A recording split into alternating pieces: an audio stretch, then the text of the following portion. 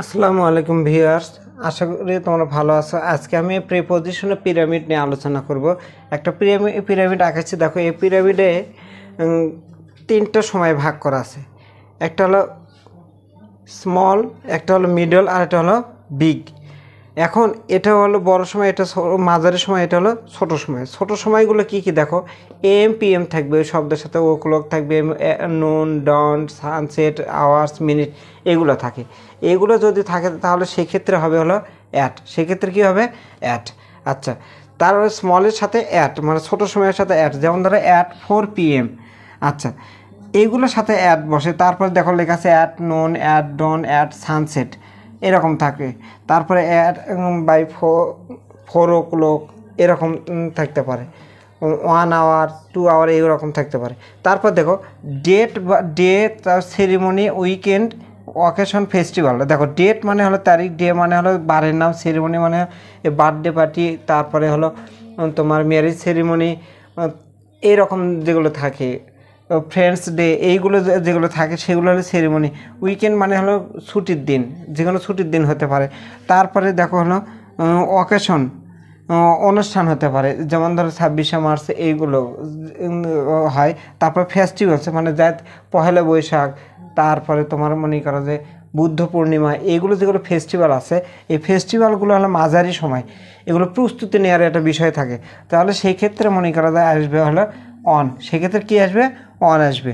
আচ্ছা, তারপরে দেখো মর্নিং মানে বিগ সময়, যেটা বোঝায় in the morning, in the evening, in the afternoon, এইগুলো যখন থাকবে তখন সেক্ষেত্রে ইন হবে।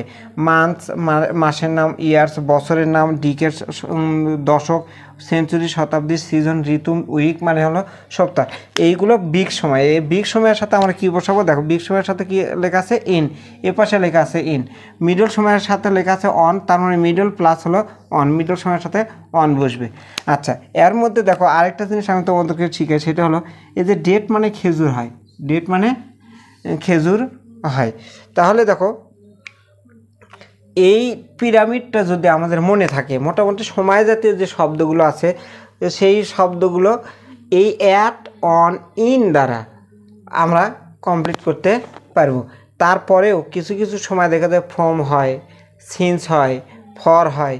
এটা কখন হয় আমি সেটাও তোমাদেরকে আমি শিখে দিচ্ছি। দেখো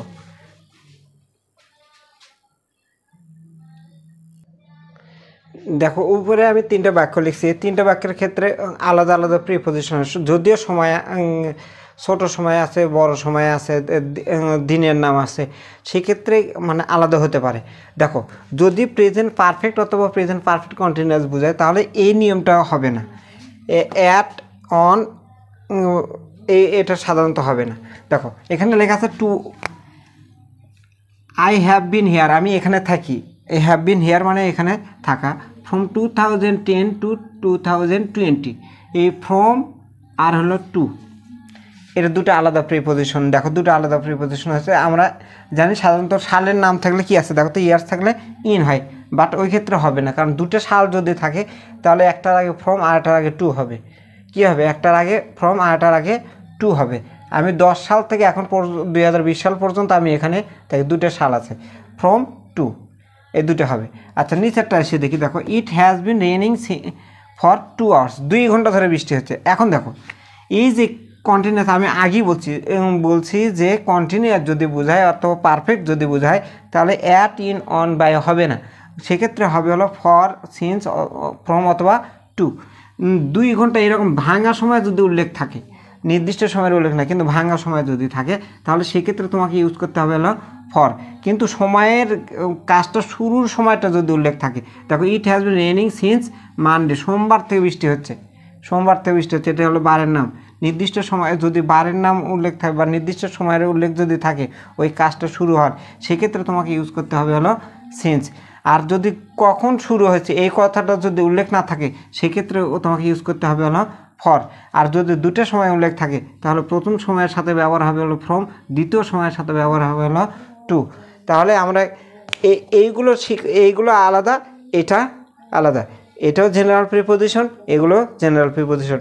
এই পিরামিডের এই কয়েকটা শব্দের সাথে যদি কন্টিনিউয়াস না বোঝায় তাহলে এই নিয়মটা, এর রুলসটা হবে, আর কন্টিনিউয়াস বোঝালে এর রুলসটা হবে।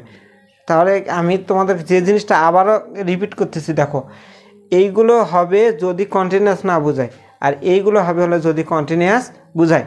তার মানে যদি পারফেক্ট অথবা পারফেক্ট কন্টিনিউয়াস থাকে তাহলে এই চারটা ব্যবহার হবে, আর যদি এই কয়েকটার বাহিরে থাকে তাহলে সেক্ষেত্রে এইগুলো হতে পারে বা হবে। আশা করছি তোমরা বুঝতে পারছো। পরে কোনো ক্লাসে স্থানবাচক শব্দের সাথে কোন কোন প্রিপোজিশন বসে সেটা নিয়ে আমি তোমাদের সাথে আলোচনা করব। সে পর্যন্ত সবাই ভালো থাকো। আল্লাহ হাফেজ।